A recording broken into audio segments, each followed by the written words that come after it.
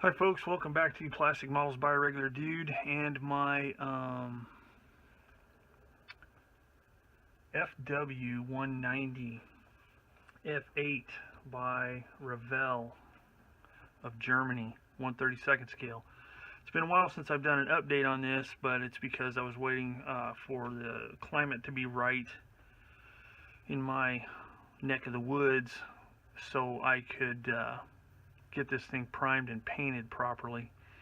So as you can see here, I have got it primed and it looks a little shiny, and that's because I used the Vallejo gloss black surface primer because I am using the Vallejo acrylic metal color. And the reason I'm using that is because the particular aircraft I'm doing, in case you've forgotten, is Black 3 Fw190 F8, which the pilot's name is gone from my head right now, and I'll talk more about it later. But basically, the aircraft was overall mostly bare metal with some faint mottling on it, and then the usual colors on top with red stabilizer control surfaces and a red rudder. And it's the one with a really cool backstory, which I've talked about before. Talk more about it later. But right now it's finally time to start spraying the silver. So I'm not going to video this because it's going to be a harrowing situation, because this is the first metal color I've ever used on a kit. So I will start on this and I will come back once I get the whole bottom sprayed. Alright, so I've got the first layer put on it on the bottom, and we'll see how it looks once it dries. There was some spots that looked a little discolored, but as it's drying it's going away. So far looks pretty good, I think. Now I've already seen some seam work there that I didn't quite clean up good enough. Whoops, you're out of frame right there. But since this is my first go at it, I'm going to call it good, and I'm not going to worry about it. I am going to have to live with it. A little bit more seam work right there where this front of the wing section meets, right in there, right behind that hinge. But again, you know, that's just gonna have to, it's gonna have to work. Looks like I'm gonna have to touch up a little bit right here with paint. But overall, I mean, there's a lot of people who would probably look at this and say, "Wow, that's a crummy paint job there, bro." But you know what? For my first time with metal color, I'm not gonna complain. It looks actually better than I thought it would. So I'm gonna let this dry up, cure up really good, and then I'll flip it over and do the other side. Alright, so I've got the airframe masked off for what I'm going to paint first. So looking at the instructions here on the Eagle Editions decal / color scheme set, I've got taped off so I can do the RLM 75 here, on the wings here, on the spine here, and on the stabilizers here. So that's why I've got it taped off. Now these parts here are going to be freehand. It's going to be a tight freehand, and I'm not going to be taping that off. I'm taping these because these are actually, you know, like panel lines or this cowling, the edge of the cowling. So what I've done for the paint, I'm going to be using Tamiya. Now I have found online some color mixing charts for the RLM colors, and that's what I'm using here. So I measured it out proportionately, and what I've done, since I find the Tamiya paints that they're so flat that anytime I try and use a wash, like an oil type wash or panel line, not wash, but yeah, like a pin wash type thing for panel lines and such, that it just diffuses into the paint and doesn't really stay around the detail or in the panel line.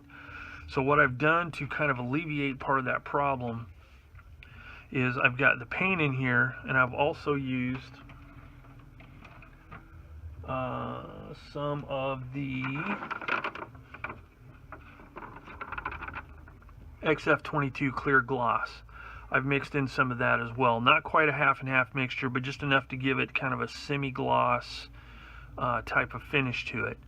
Then I've added some X20A thinner, and I will be adding more thinner into the cup to get, so I can put it on lightly, but that was just enough to get me going in here. So that way I can spray the stuff, let it dry, and then once it's all cured, then I'll be able to do pin washes and some panel line stuff. So something else I've done, and it's kind of cool because it didn't cause any problems with the Vallejo aluminum acrylic paint, is I sprayed it with hairspray on the upper surfaces where the paint is going to be, so I can do some chipping on the wing roots, on the gun covers, and anywhere where there might be maintenance type stuff. I can do some chipping on that so I can get some good weathering. So now that I've got everything taped off and I'm ready to go, I am going to go ahead and start spraying this. And I'm not actually going to show it on the video because it's just too stressful, because doing German camouflage freaks me out. So I will just be spraying it. But what I'm going to be using to spray it is this Neo for Iwata TRN1 trigger, double action trigger sprayer. I have found that I have much more control using a trigger type sprayer than just the regular with the button on top. I just can't seem to get the control down like I used to. My fine motor skills in my phalanges aren't as tight as they used to be, so I've found that this works really well. So this is what I'm going to be using. So anyway, I'm going to go ahead and get everything set up and start painting this and come back and show you what I've got. And here is where I am right now. The main part of the aircraft fuselage wings is done as far as paint. Now the only thing I have to do next is do the modeling on the side, which shouldn't be too difficult, using my handy dandy mix of Tamiya paint there. So I'll be doing that, and then I painted the rudder. It called for red oxide. I didn't have any red oxide, and I really couldn't find anything that would work that great. So what I did was I got this Insignia red Model Master acrylic. I have that at my local Hobby Lobby, so I got some of that. It sprays pretty good, as long as I don't have to do a whole lot of lengthy spraying. It doesn't dry out if I just am doing a short job. So I thinned that out really well, painted the rudder and the elevators. Then let's see, I painted the ailerons are painted in the appropriate color on the top. And then I'd read, whoops, I'd read that on this particular aircraft there was some talk of the, since it's bare metal underneath, and since these things were fabric, that they were sprayed RLM 76 on the bottom. Now I don't know if that was true or not. I have no way of knowing. I just went off of something that I read, so that's what I did, just to add a little bit of, break up the color underneath a bit. Now one thing I am going to do before I start doing the mottling is I'm going to spray this door here and this one here for the radio compartment. I'm going to spray those with a little bit different color. The color I used was aluminum.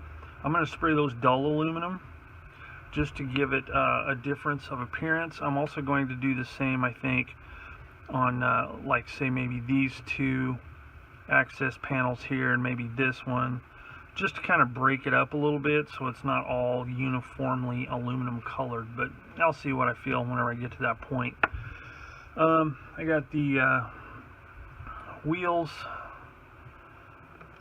painted, and what I did was, using my usual method of my compass cutter, I sprayed the inside part flat black and the outside NATO black